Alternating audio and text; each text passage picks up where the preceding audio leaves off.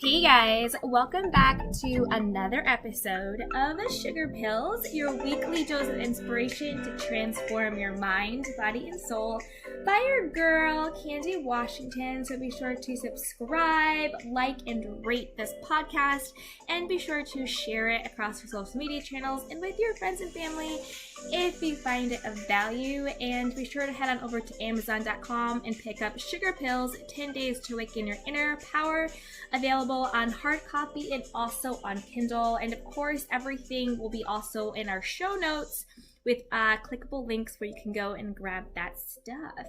In today's episode, we are going to be diving into awakening the power of perseverance. So one of my favorite quotes by the Maya Angelou is this: "You may encounter many defeats, but you must not be defeated. In fact, it may be necessary to encounter the defeats so you can know who you are, what you can rise from, and how you can still come out of it." So let me start with a quick personal story. So when I decided to make my fateful leap from my cushy yet stifling corporate job back in New York City to embark on my journey to becoming a full-time, self-sustaining creative professional here in Los Angeles, I never knew how wildly fulfilling it would be, but I also never imagined how challenging and downright petrifying it would get. So there were days where I would just sit in my car and just cry. First I hated driving, I hated my car, I hated being stuck in gridlock traffic. It was like the physical manifestation of the gridlock and overwhelm going on in my mind and in my life, given this big leap I had just taken. I would get completely frustrated with trying to juggle paying bills, booking gigs, staying true to myself, trying to make new friends in a big city, something that I actually still struggle with. I will do a podcast on that in a couple weeks. Also staying fit and healthy, being mind-blowingly homesick, and struggling with whether or not I made the right decision to move out here. But even though I had those moments of crying, screaming, and yelling like a mad woman in my car while at a red light, I was also blessed with moments of utter elation, peace, comfort, knowing that I was exactly in the right place at the right time. And I was able to experience those moments, not because I'm manic, which what it probably sounds like, but I'm sure that a lot of people, if they're being honest, have had those similar moments where you feel utterly scared and fearful, like, did I make the right choice? What's going to happen next? But at the same time, feeling like I can do this, I have courage, I got this, and things will work out. But I was able to do all that because I learned to accept that in life you will inevitably encounter highs and lows, especially when you're moving toward your goals and dreams without, this societal safety net. The trick is to embrace change and knowing to let go of the things that you cannot control, because there is a lesson in every experience that we go through in life. So looking back at those moments that I felt like giving up and that all was lost, I learned a few key insights that helped me to make it through the tough times and empowered me with the wisdom to make future challenges easier to face. So I'm going to quickly walk through 4 insights to awakening the power of perseverance. So that first insight is to ask for help and support when you need it. This might sound simple, but admitting to yourself that you need help and support is actually taking action by asking for it, first by admitting it to yourself, and then that courage to admit it to other people. And that can be pretty tough. In the past, I struggled with acknowledging that I needed help. I wanted to be superwoman. I always said yes, like, yes, I can do that. Yes, I got that. No, I don't need help. I'm going to go above and beyond. I'm going to get the gold star, just being completely that overachiever yes person. Could carry every burden, every obstacle, or every challenge myself, but I thought that I had to have all the answers all the time. But this is not sustainable, and it's also it's not real. That's the illusion of being this super person, guy or girl, superman, superwoman. It's all an illusion. I remember hearing the story about Ariana Huffington, who literally, this is a woman who built this amazing, brand and business, and she's super successful on almost every single level, totally admired, and she ended up passing out and hitting her head from exhaustion because she had the same thing, that disease to please, had to keep going, not taking time for yourself and self-care. But, the truth is that we're all human, and that very basis, we need each other's support. in order to survive on all levels, from our physical, mental, emotional, and spiritual well-being. So seeking help, whether it's just venting to a friend, asking a coworker for assistance on a project, taking a day off, going to therapy, that's nothing to be ashamed of. It's something that is natural and imperative to leading a happy, healthy, and fulfilled life. So the key to persevering through storms and the lows of life is knowing that you are not alone, and that you don't always have to be strong or pretend that everything's okay, or that you're taking everything on yourself. And if you feel that you don't have anyone in your life that you can turn to, go online. There are hotlines you can talk to. There are support groups. Just find someone and find a way to reach out, to talk to people. And there's no shame in that. We are all in this together. And as human beings, at our core, we want connection and community. So the second power insight is to put your game face on when the going gets tough. So this doesn't mean pretending like everything's okay and living in delusion in that way, but it means being able to continue through it. So you're not in a state of denial that, things are tough, you're working on some things, you have things you want to work on, or, you need help or whatever it is, or things aren't, maybe like as perfect as you want them to be. So it's not saying like, I'm in denial and everything's great, I'm going to plaster on this fake smile and put on the game face. It's not that. It's, okay, I don't know, what to do next on this project. I don't know, how this is going to work out. I don't know, will this be successful or not? But it's not knowing and having the fear, but doing it anyway.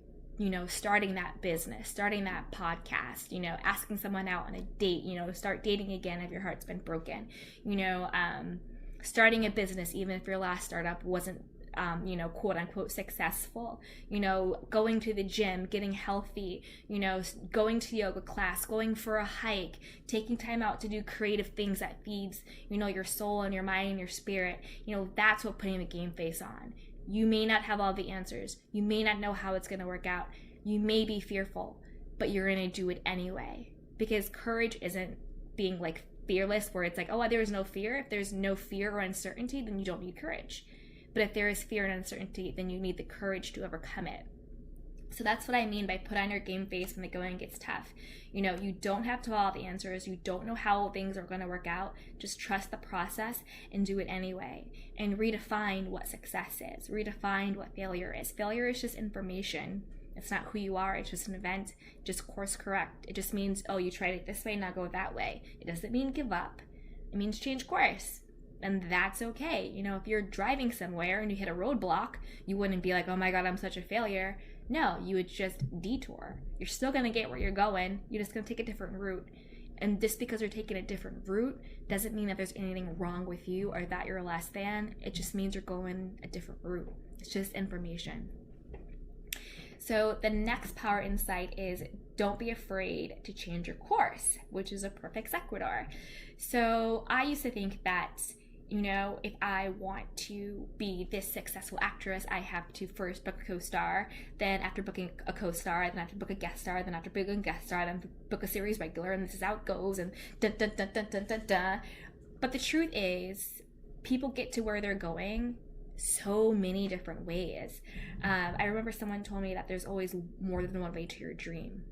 So it's not get the internship, become an assistant, then after an assistant, become a manager, then after a manager, become a coordinator, there's no like set in stone map. Look at Steve Jobs. He was, he dropped out of school. He was fired from the company that he started. And look at what he did. Look at the legacy. He changed the course literally of humanity with what he did with Apple. Look at Oprah.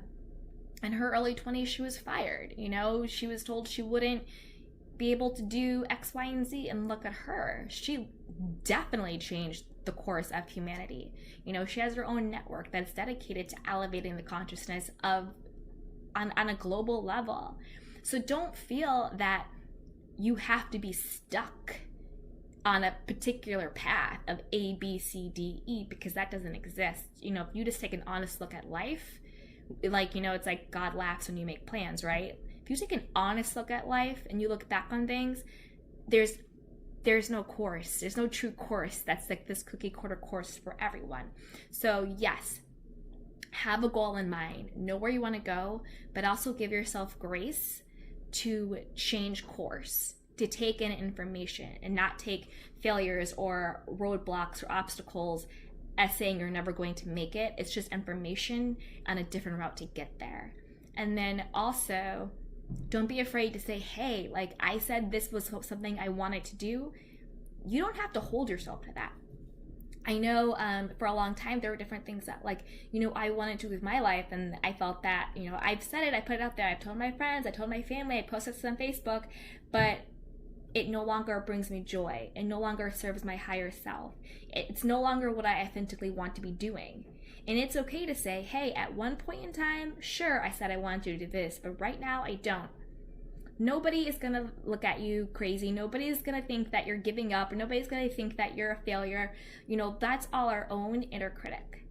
Because everybody else, honestly, is just worried about how are they going to pay their mortgage? How are they going to pay their rent? How are they going to put their kids in school? How are they going to, make their ends meet? How are they going to make their dreams come true? How are they going to get more, joy and happiness and fulfillment in their own life? Everybody's pretty much really focused on their own journey. So don't be beholden to something that you said once if that is no longer true to who you are now. You're allowed to change your mind, and you're allowed to change your course. The person that you need to be beholden to is yourself and what authentically brings you joy and happiness and peace. And don't worry about what you think other people will think or won't think. It is your life. And that is what you have to really focus on. And the power insight number 4 is don't be afraid to stop. So that's what we just touched upon. I know that a couple years back, I was, blogging and doing all these great, brand partnerships, and it was great, but I wasn't really that fulfilled doing it anymore. But I had, worked so hard to get to this place of being this like full-time content creator and going to all these events and working on all these cool brands. But I had gotten there, and it was no longer bringing me the type of joy and fulfillment that it used to. So it wasn't that I stopped doing that completely, because of course I still do that, but I took a break and I allowed myself to reset and start over and to reinvigorate and rethink about, now I talk about, self-care, and I talk about, really loving yourself and joy and consciousness and being the best version of yourself that you can be. And that's very different than when I started out blogging. I was all about fashion and sequins and parties and all that fun stuff. And I am still about that. I love a sequin dress. I love going to a great party. I love doing the red carpet. But now I do it from a different perspective. So you allow yourself to stop, take a break, go on vacation, say no, go dark for a few days, don't be on social media, don't do the screens. Play with your kids, hang out with your friends, hug your family, just chill, lie in bed and eat chips and watch TV, just take a day. Allow yourself to stop, reinvigorate, regroup, and reset. Everything needs to recharge and re-up, and that's fine.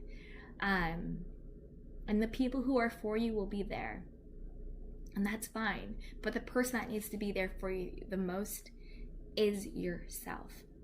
So those are the 4 insights on how to awaken your power of perseverance.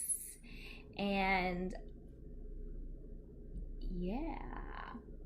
if you enjoyed this podcast, be sure to share, rate, subscribe, and review. And don't forget to head on over to Amazon.com and pick up the book, Sugar Pills, 10 Days to Awaken Your Inner Power, where I share much, much more on how to awaken your inner power. And it's also an interactive guide with meditations and I ams and all that really fun stuff, and a journal that you can get. And be sure to, head on over to Instagram at Candy Washington and join me there. If you have any questions, you can email me at info@candywashington.com. I also created a really cool spot where you can shop my self-care starter kit, which includes some of my favorite books and scented candles and Epsom salt and all that fun stuff. And I will include a link to that. It's in my Amazon influencer shop, and that's just amazon.com /Candy Washington. You can find all of my fun stuff there, but the actual link will be in the show notes. So make sure you check the show notes link to get the correct link.